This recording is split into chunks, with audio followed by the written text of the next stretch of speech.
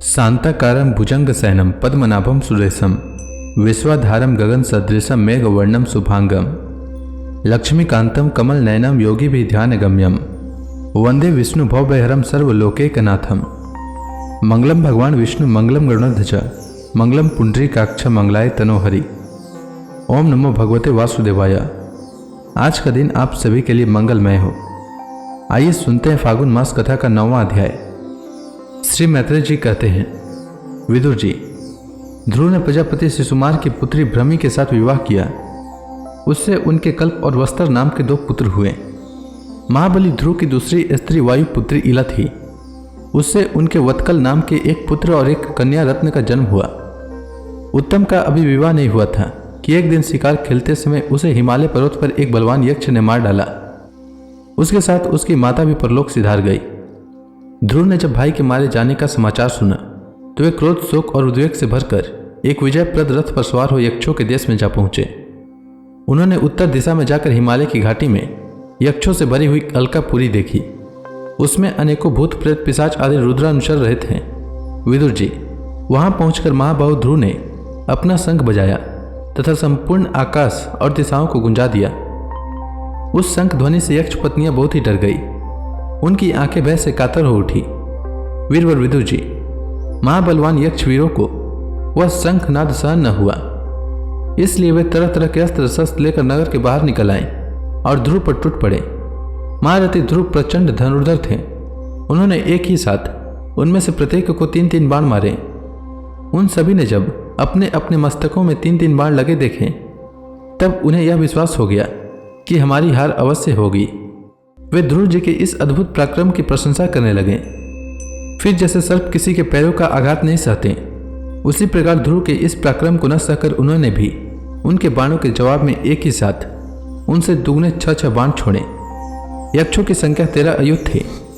उन्होंने ध्रुव जी का बदला लेने के लिए अत्यंत कुपित होकर रथ और सारथी के सहित उन पर परिघ, खड़ग, प्रास, त्रिशूल, फरसा शक्ति, दृष्टि, भुसुंडी तथा चित्र विचित्र पंखदार बाणों की वर्षा की। इस भीषण शस्त्र वर्षा से ध्रुव जी बिल्कुल ठग गए। तब लोगों को उनका दिखना वैसे ही बंद हो गया जैसे भारी वर्षा से पर्वत का।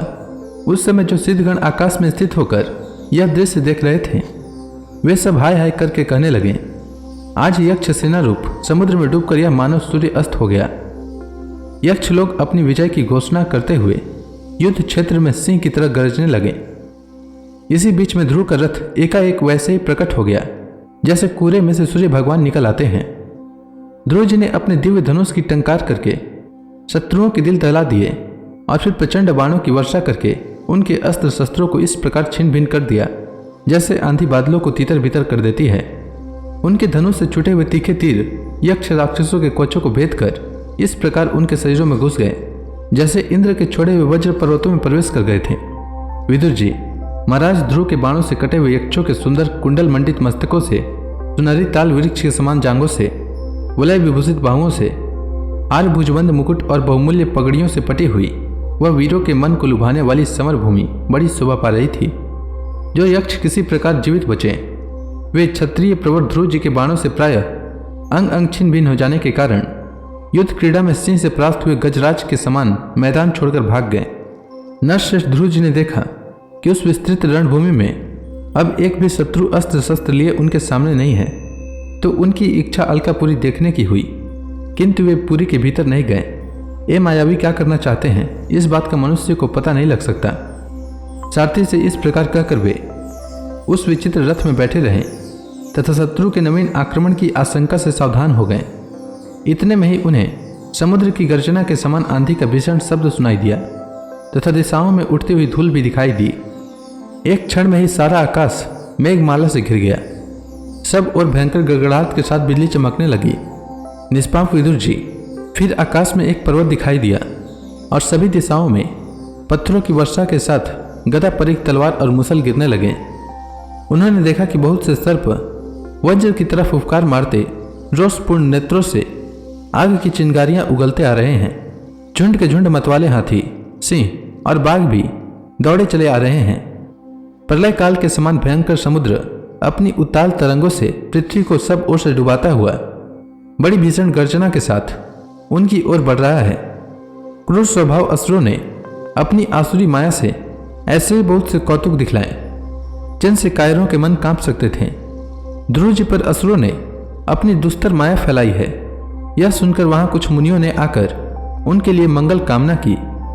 मुनियों ने कहा, उतानपाद नंदन ध्रुव, शरणागत भय भंजन सारंग पाणी भगवान नारायण तुम्हारे शत्रुओं का संहार करें।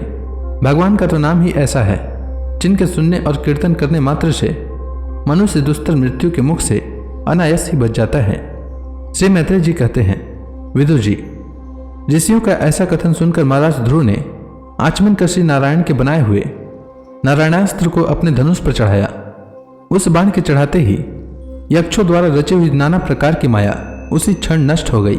जिस प्रकार ज्ञान का उदय होने पर अविद्या आदि कलेश नष्ट हो जाते हैं, ऋषिवर नारायण के द्वारा आविष्कृत उस अस्त्र को धनुष पर चढ़ाते ही उससे राजहंस के पक्ष और सोने के फल वाले बड़े तीखे बाण निकले और जिस प्रकार मयूर के कार्यों करते वन में घुस जाते हैं, उसी प्रकार भयंकर साए साए शब्द करते हुए वे शत्रु की सेना में घुस गए।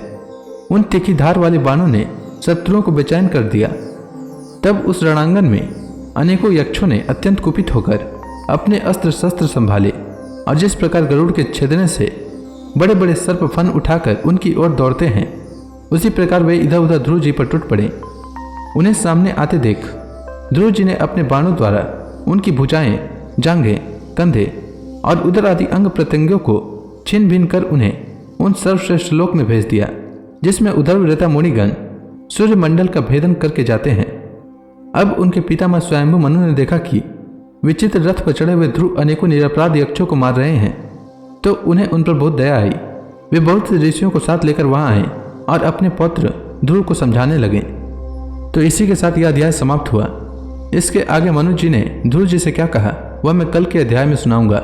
तब तक के लिए भगवान हरि का नाम लेते रहें। तो प्रेम से बोली भगवान विष्णु की जय, श्री कृष्ण भगवान की जय, समस्त देवी देवताओं की जय।